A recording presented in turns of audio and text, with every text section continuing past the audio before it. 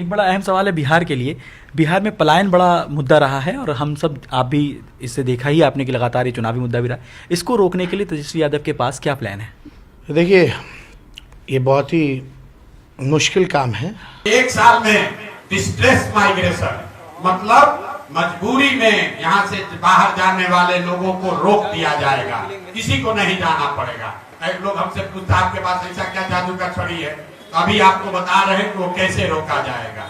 जन स्वराज का मंत्र है कि बिहार में अगर श्रम का पलायन रोकना है, मजदूरों का पलायन रोकना है, तो उसके लिए पूंजी और बुद्धि का पलायन रोकना होगा।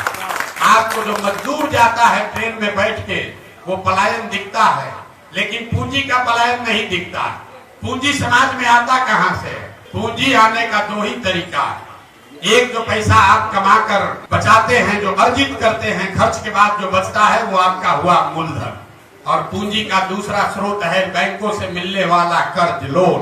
तो ज्यादातर लोग कुछ हिस्सा अपना पैसा, अपना बचत का लगाते हैं और 2/3 या 60%, 70% पैसा लोन से लेते हैं, बिजनेस धंधा करने के लिए, गाड़ी खरीदने के लिए, घर बनाने के लिए। और बिहार में पूंजी है ही नहीं। पूंजी क्यों नहीं है? क्योंकि यहाँ प्रति व्यक्ति आय है 32,000 रुपया। देश में प्रति व्यक्ति आय है 1,35,000।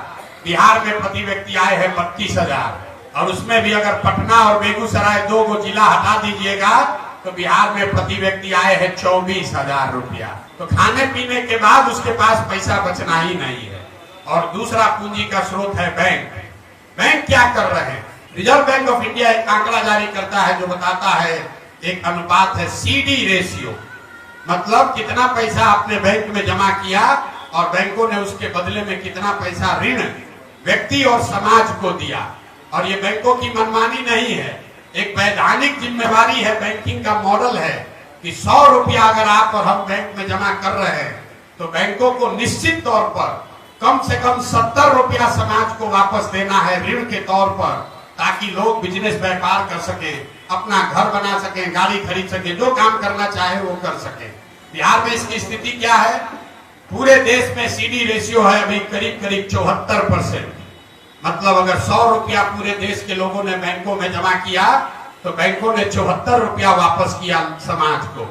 बिहार में 1990 से लेकर पिछले वित्तीय वर्ष तक CD रेशियो है 40%। लालू जी के जमाने में ये घट के हो गया था 18%। इसका असर क्या हुआ? पिछले वित्तीय वर्ष में बिहार की गरीब जनता ने यहाँ के बैंकों में जमा किया 4,61,000 करोड़ रुपया। CD रेशियो अगर 70 होता तो बिहार के लोगों को 2,80,000 करोड़ रुपया लोन के तौर पर मिलना चाहिए था। मिला कितना? 1,61,000 करोड़। बाकी का पैसा कहाँ गया? बाकी का पैसा बैंकों ने यहाँ से उन राज्यों में ट्रांसफर कर दिया जहाँ उद्योग धंधे लग रहे हैं, जहाँ रोजगार है, जहाँ तरक्की है। गुजरात में, कर्नाटक में, केरल में, तमिलनाडु में, आंध्र प्रदेश और तेलंगाना में CD रेशियो 90 या उससे ज्यादा है। वहां के लोग अगर 100 रुपया जमा कर रहे हैं तो बैंक वाला 105 रुपया लोन दे रहा है। और बिहार की गरीब जनता 100 रुपया जमा करती है तो हमको आपको 35 रुपया 40 रुपया मिलता है। इसका नतीजा क्या हुआ? 1990 से लेकर पिछले फाइनेंशियल ईयर तक बिहार के बैंकों ने 26 लाख करोड़ रुपया बिहार के लोगों की जमा पूंजी बैंकों ने यहाँ से ट्रांसफर कर दिया दूसरे राज्यों में। और आप सोच रहे हैं कि कोई 2,000 करोड़ रुपया लाकर चीनी मिल बना दे। अरे अपना घर लुट गया।